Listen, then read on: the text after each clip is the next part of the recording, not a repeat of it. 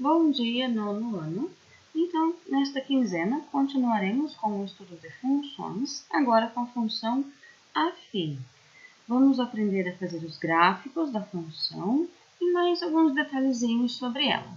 Então, chamamos de função afim toda função cuja lei de formação pode ser indicada por y igual a x mais b, com a e b reais. Lembrando que f de x é igual a y. Então, aqui nós temos três exemplos de função afim, os mesmos três que vocês têm lá naquele arquivo em PDF. Então, tudo que eu vou passar para vocês aqui, vocês têm nesse arquivo também, para poder relembrar, tirar dúvidas do que leram naquele arquivo. A função afim, ela tem essa forma geral dela. É mais ou menos como na fórmula de Bhaskara, que nós temos lá o A, o B e o C também. Aqui o A é o coeficiente que acompanha o x e o B é o termo independente. Então, o valorzinho do A, nesse caso aqui, é o 2 e o valor do B é o 3. Como aqui eu tenho menos x mais 1 como lei de formação da minha função, o A então é um negativo, do menos 1x. E o B, um positivo. Aqui, f de x igual a 4x. O meu a, então, é 4 e o b é 0, porque eu não tenho um termo sem a minha letra aqui. Funciona bem parecido com o que vocês já trabalharam lá na fórmula de Bhaskara, então. Sempre que esse valor do a for maior do que 0, nós temos um gráfico. Quando for menor do que 0, nós temos outro gráfico. Então, vai ajudar vocês a identificar se estão fazendo o gráfico corretamente. Sempre que o valor do a for maior do que 0, o gráfico da função afim será crescente. E quando for menor do que 0, será decrescente. Essa ideia vocês vão entender bem conforme a gente for fazendo esses três gráficos aqui. Porque aqui eu tenho o valor maior do que 0 e aqui eu tenho o valor menor do que 0. Então, nós faremos os dois. Então, primeiro exemplo. Qual é o primeiro passo para fazer o gráfico de uma função afim? Fazer uma tabela. Por quê? Nós temos alguns valores de x que já estão pré-determinados. Então, nós usaremos sempre esses. Por quê? Para facilitar na hora da correção, que eu vou postar para vocês a correção desses exercícios em algum momento, para vocês verificarem se o que fizeram está correto, tirar dúvidas. Poderia ser qualquer valor, mas nós usaremos sempre esses mesmos 5. Para fazer o gráfico da função φ, que é uma reta, sempre é uma reta, eu poderia usar apenas 2 pontos. Tá? Com 2 pontos eu consigo traçar essa reta. Nós usaremos esses 5. Tem um motivo e vocês vão entender ele mais para frente, lá para as próximas quinzenas. Okay? Por enquanto, nós vamos estar fazendo neste molde aqui. Então, tenho lá uma coluna para os valores de x, uma coluna com a minha lei de formação da função e a outra coluna para o f de x, ou y que nós encontraremos. Então, variável independente, variável dependente, funciona como nós fizemos na outra quinzena, quando aprendemos o que é uma função. É a mesma tabelinha. Agora, 2 vezes o valor do x. O meu valor do x nesta linha é 2 negativo. Então, eu vou substituir pelo 2 negativo. Por que eu estou colocando parênteses? Porque 2x é 2 vezes o valor do x. Eu não posso confundir a operação que eu tenho que realizar com o sinal do valor que eu estou substituindo. Então, eu uso os parênteses. Mais 3. Esse processo se repete em todas as linhas. Claro que o valor que vai mudar é aqui, o valor do x que está em cada linha. O 2 vezes mais 3 vai continuar igual em todos eles, porque faz parte aqui da minha lei de formação. O único valor que muda, então, é o x. Então, eu vou ter lá 2 vezes mais 3 em todos.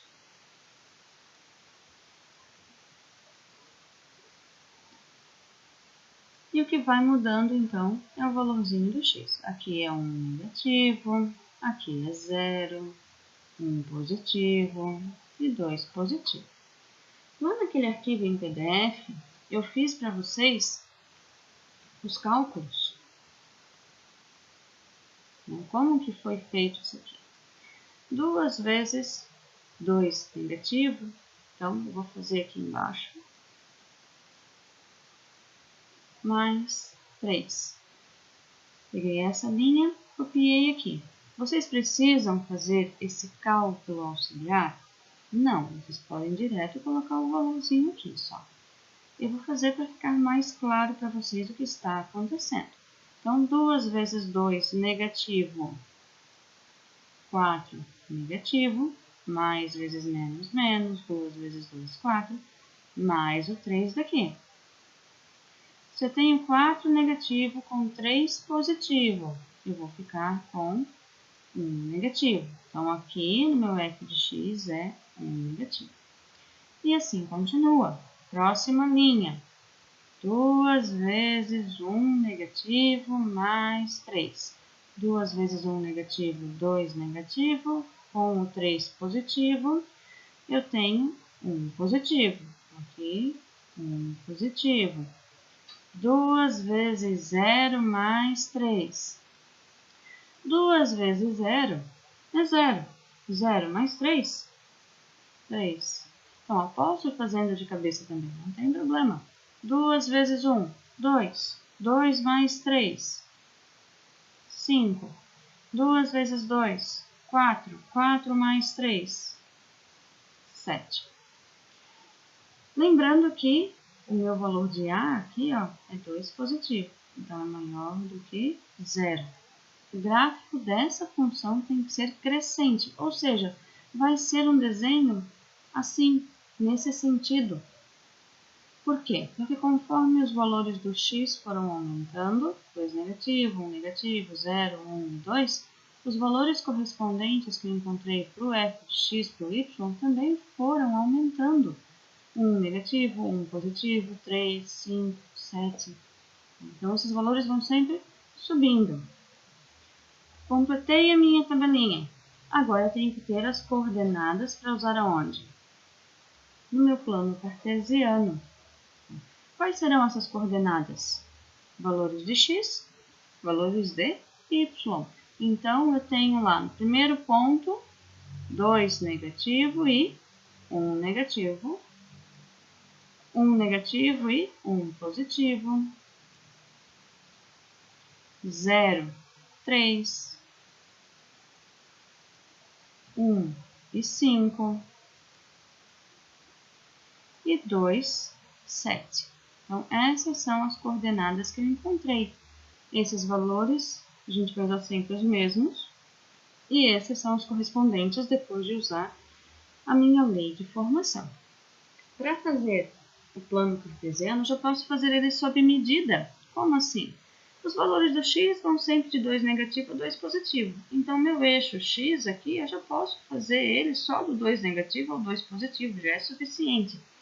Os valores do y vai mudar conforme a minha lei de formação. Nesse caso, vai do 1 negativo até o 7 positivo. Então, ó, do 1 negativo até o 7 positivo. Já faço do tamanho que é necessário.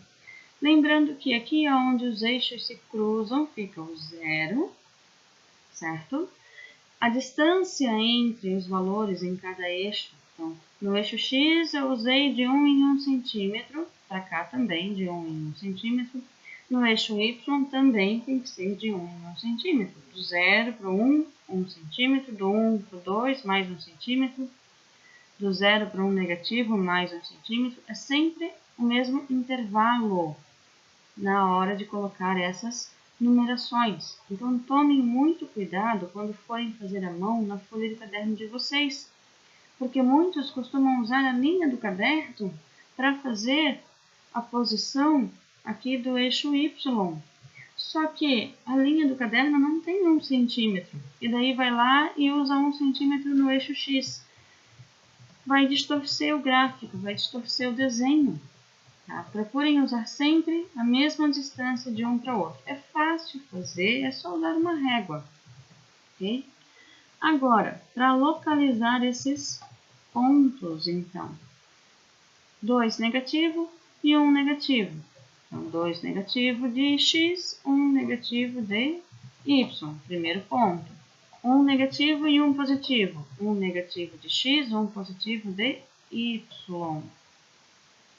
0 e 3. Se é 0 em x, quer dizer que não vai nem para a direita, nem para a esquerda. Ou seja, fica sobre o eixo y. Aonde? Lá no número 3. Então, aqui. 1 e 5. 1 e 5. 2 e 7. 2 e 7. Próximo passo, então, agora é só ligar esses pontos.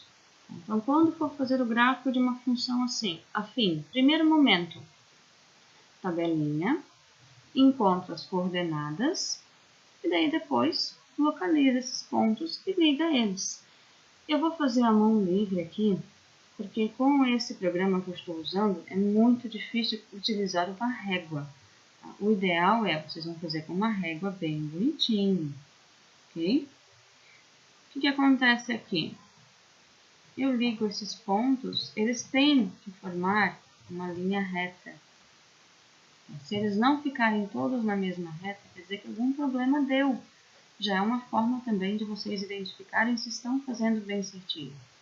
Porque se por acaso na hora de resolver aqui o cálculo eu me confundi, eu fiz 4 negativo com 3 positivo, virar 7 negativo, por exemplo.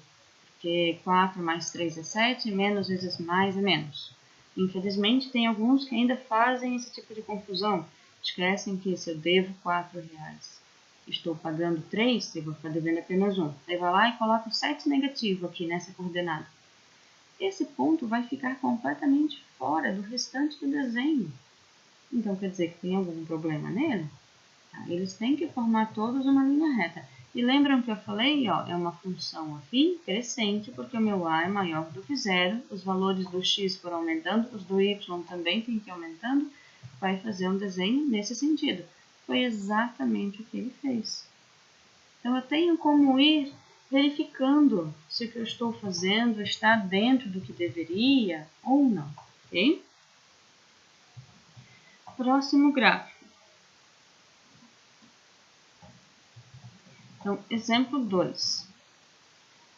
Nesse exemplo 2, notem que o meu a é 1 negativo, então é menor do que zero. Significa que no meu desenho eu vou ter uma reta decrescente, ela é inclinada para baixo. A crescente vai para cima, a decrescente para baixo, certo?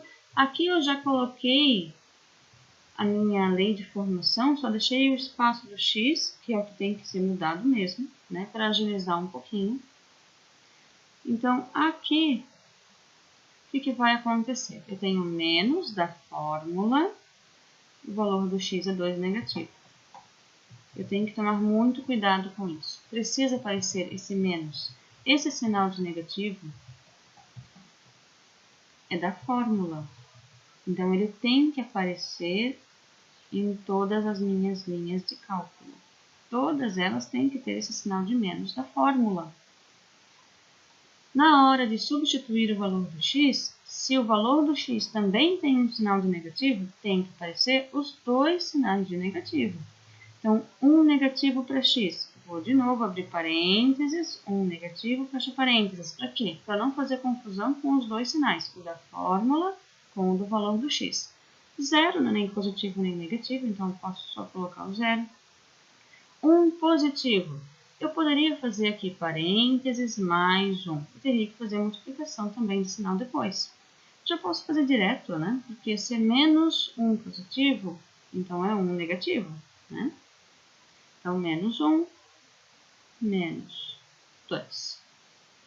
Daí, na hora de resolver, eu tenho lá menos 2 mais 1.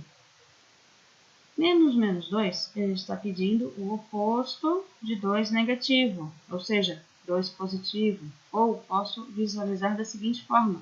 uma multiplicação de sinal, menos vezes menos. Eu vou ter o 2 positivo do mesmo jeito.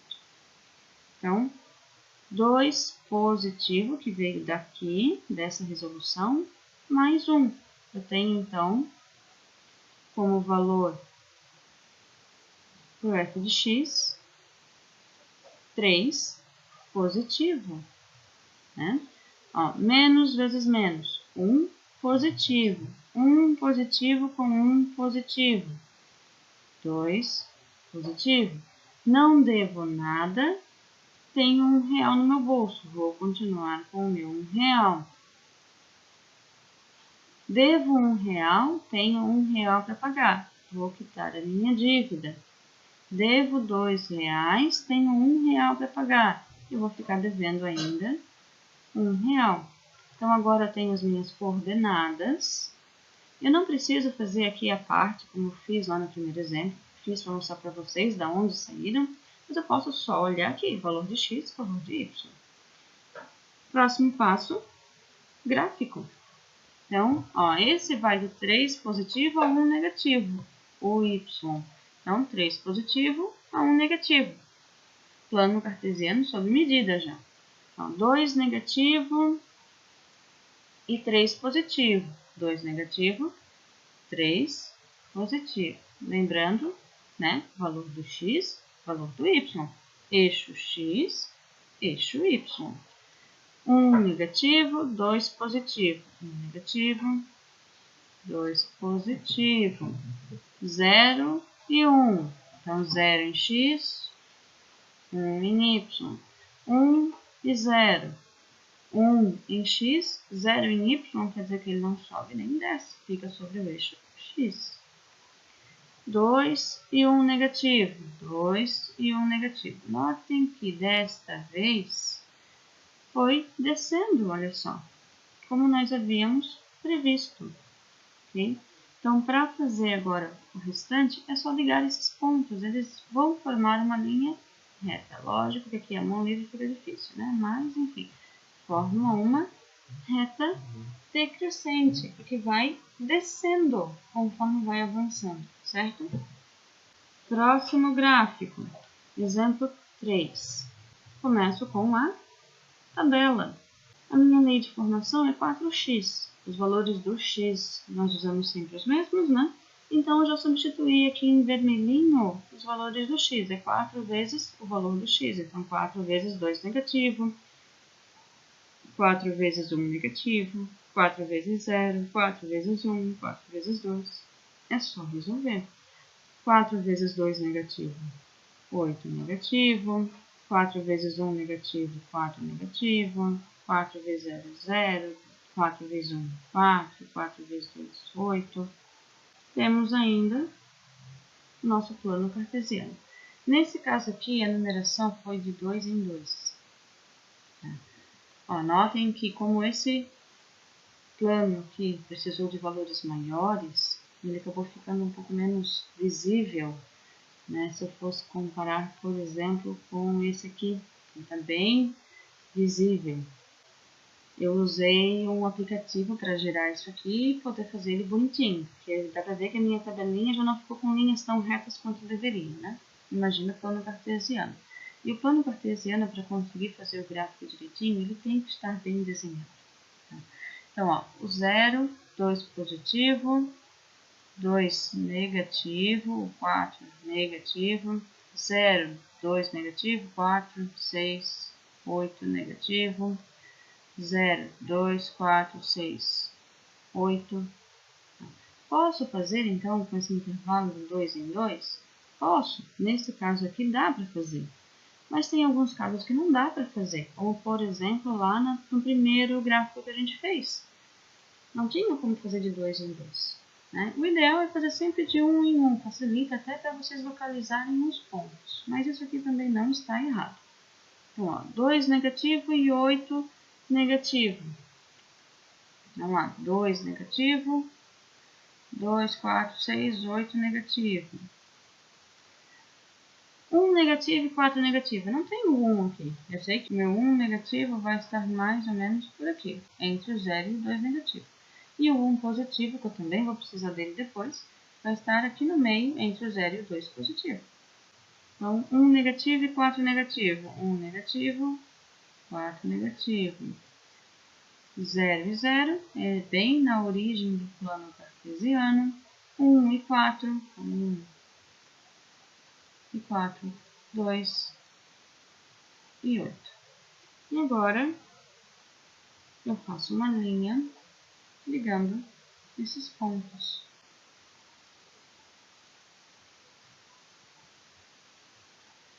Notem que o meu A é maior do que 0, então o meu desenho teria que formar mais ou menos isso mesmo. É uma função afim crescente.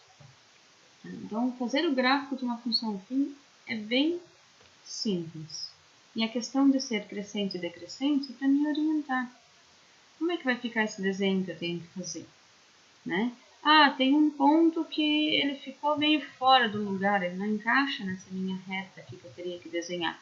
Então, verifica esse cálculo, vê se está realmente correto, porque provavelmente tem algum erro. Tem que ficar todos eles bem certinho, alinhadinho. Ok?